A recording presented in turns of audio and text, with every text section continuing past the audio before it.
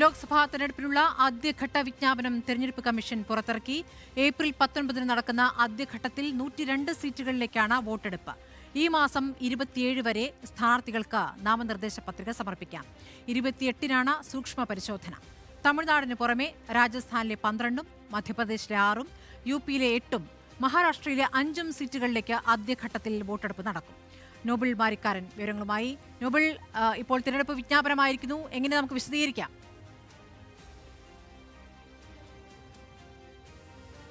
ലോക്സഭാ തെരഞ്ഞെടുപ്പിന്റെ ആദ്യഘട്ട തെരഞ്ഞെടുപ്പിനുള്ള വിജ്ഞാപനം എന്താണെങ്കിലും പുറത്തിറങ്ങിയിരിക്കുന്നു. 102 മണ്ഡലങ്ങളിലേക്കാണ് ആദ്യഘട്ടത്തിൽ തെരഞ്ഞെടുപ്പ് നടക്കുക. ഈ 102 മണ്ഡലങ്ങൾ എന്ന് പറയുമ്പോൾ അതിൽ അരുണാചൽ പ്രദേശിൽ 2 സീറ്റുണ്ട്, അസാമുണ്ട്, ബീഹാർ, പശ്ചിമ ബംഗാൾ, മധ്യപ്രദേശ്, മഹാരാഷ്ട്ര, മണിപ്പൂർ, മേഘാലയ, മിസോറാം, നാഗാലാൻഡ്, രാജസ്ഥാൻ, സിക്കിം, തമിഴ്നാട്, ത്രിപുര ഉൾപ്പെടെയുള്ള സംസ്ഥാനങ്ങളും അതോടൊപ്പം കേന്ദ്രഭരണ പ്രദേശങ്ങളുമാണ് ഇത്തവണ ആദ്യഘട്ടത്തിൽ ജനവിധി എഴുതുന്നത്. ഏപ്രിൽ 19-നാണ് ആദ്യഘട്ട തെരഞ്ഞെടുപ്പ് നടക്കുക. അതിനു മുന്നോടിയായുള്ള വിജ്ഞാപനമാണ് ഇപ്പോൾ പുറത്തിറങ്ങിയിരിക്കുന്നത്. ഇന്ന് മുതൽ നാമനിർദ്ദേശ പത്രിക സമർപ്പിച്ചു തുടങ്ങാം. പക്ഷേ നാമനിർദ്ദേശ പത്രിക സമർപ്പിച്ചായുള്ള വാർത്തകളൊന്നും ഈ ഘട്ടത്തിൽ പുറത്തേക്ക് വരുന്നില്ല.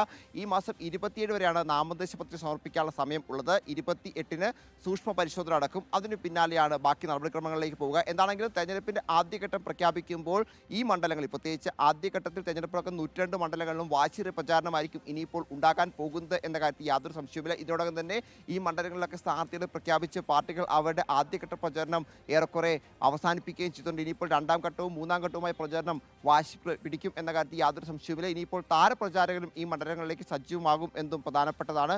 2ാം ഘട്ടത്തിലാണ് കേരളത്തിൽ തെരഞ്ഞെടുപ്പ് നടക്കുക. എന്താണെങ്കിലും ആദ്യഘട്ട തെരഞ്ഞെടുപ്പിൽ പരമാവധി സീറ്റുകളിലും വിജയിക്കുക എന്ന് തന്നെയാണ് കോൺഗ്രസിൻ്റെയും BJPയുടെയും മറ്റു പാർട്ടികളുടെയൊക്കെ ലക്ഷ്യം. അതിനുവേണ്ടിയുള്ള പ്രചാരണവും വാശിയേറിയ പോരാട്ടവും തന്നെയായിരിക്കും ഇനിയിപ്പോൾ നമുക്ക് വരും ദിവസങ്ങളിൽ ഈ മണ്ഡലങ്ങളിൽ കാണാൻ കഴിയുക. സ്മൃതി, നോബിൾ മാരിക്കാരനാണ് വിവരങ്ങൾ നൽകിയത്. 102 മണ്ഡലങ്ങളിലേക്കാണ് ആദ്യഘട്ടത്തിൽ തെരഞ്ഞെടുപ്പ് നടക്കുന്നത്. അതിനുള്ള വിജ്ഞാപനമാണ് ഇപ്പോൾ ഇറങ്ങിയിരിക്കുന്നത്.